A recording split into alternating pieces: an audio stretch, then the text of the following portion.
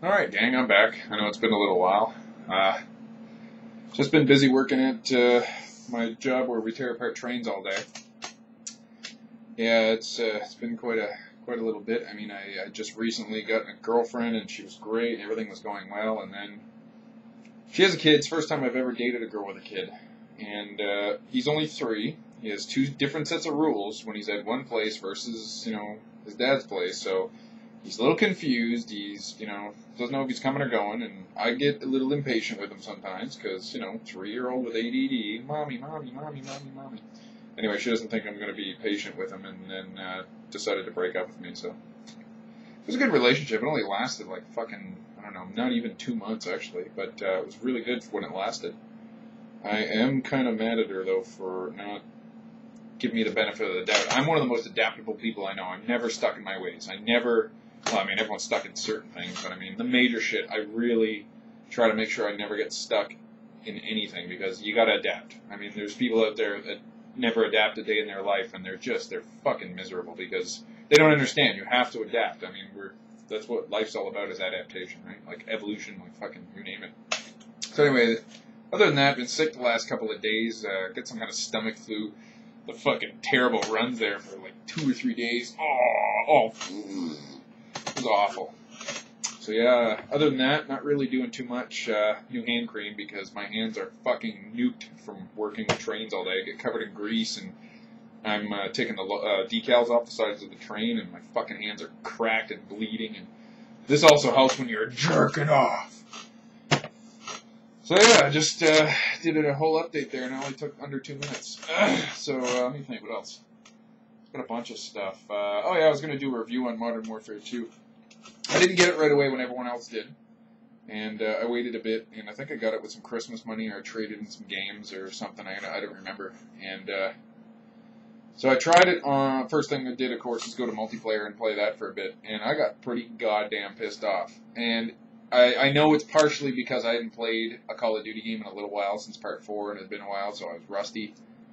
But on top of that, I mean, I love the game. It's a lot of fun, but there are some major fucking flaws with it. All right, the ops are fun. The ops are great. They're a good challenge. Those are fantastic. The single player game, I'm gonna probably give you some spoilers. So if you don't want to hear them, you don't have to. But single player game is just weird because, of course, shit happens. The Russians think we attack them, and then the Russians decide to attack on American soil and, like, invade, which would never happen. They would never do it. You can't do it. I mean, they would hit one city, they would maybe take a small city, and then would get annihilated. There's absolutely no way they could ever secure soil across the fucking ocean. We have too many people in Canada, and especially the States, who are armed to the teeth, and that's not even the military. There's no fucking way the Russians would ever have the capacity to do it. I mean, they would have to have endless resources, really. But other than that, the single-player game was a lot of fun. There was a couple twists and turns in there. A couple of, standard shit that happens in the Call of Duty universe that, they're really going to just start thinking outside the box. But I really liked the breaching. I thought the breaching was a really neat idea. That was probably the coolest thing in the game. On to the flaws. Oh my god. Who the fuck decided to make this game like Halo? First of all, Simtex is cool, because it's fucking really high explosive, but sticking grenades to people, where's that from? Halo. Fucking dual wielding, what the fuck is that? Even the grenade, fragmentation grenades sound like the ones from Halo now. And the bodies start bouncing around just like the ones in Halo. There's a couple more things that piss me off about it too, like melee is really important in the game, it does way more damage than anything. Fucking so stupid. I do like the way they changed the perks, but stabbing, I mean, fucking guys, I don't know if you know anything about military at all. No soldier in his right mind, looking down the barrel of a gun and more than 3 feet away, would ever pull his knife out and decide that I'm going to stab this guy, even though he's got a machine gun pointed at me. I don't know how many times guy's going to rush me, he's going to stab me. I pull out my fucking, 50 cal, start hosing him down, hitting him in the chest, and he just stabs me and killed me. Like, you know what stabs harder than a knife? A fucking bullet. And you have a way better chance of surviving a fucking knife wound than you do a bullet wound. I mean, come on.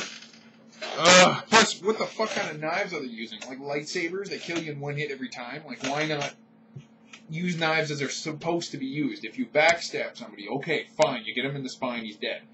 But anywhere else, It's not how it works. Ugh, fuck, I hate that. I mean, it's supposed to be like a humiliation thing, like, haha, I stabbed you, look, I got you.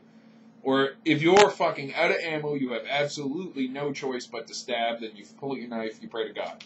Should not be your bread and butter, but in some classes it is. So I'm playing on certain maps, and guys are just running around getting stabs, and just, that's all they're doing, just running and stabbing. This is supposed to be modern warfare, yet there's a fucking lever shotgun from God knows when. And the dual wielding is the stupidest thing, because real soldiers don't dual wield. It's a Hollywood thing. It doesn't happen. Like, you're dual wielding weapons. You're not supposed to be dual wielding. Like P90s, let's just make you dual wield fucking knives. Let's, dual wield rocket launchers. Why not? Just go crazy.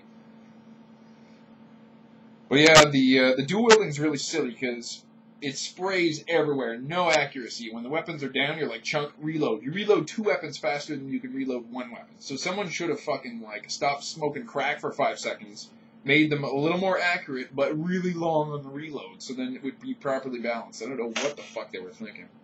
But anyway, I enjoyed the game. I just finished it actually today on Veteran.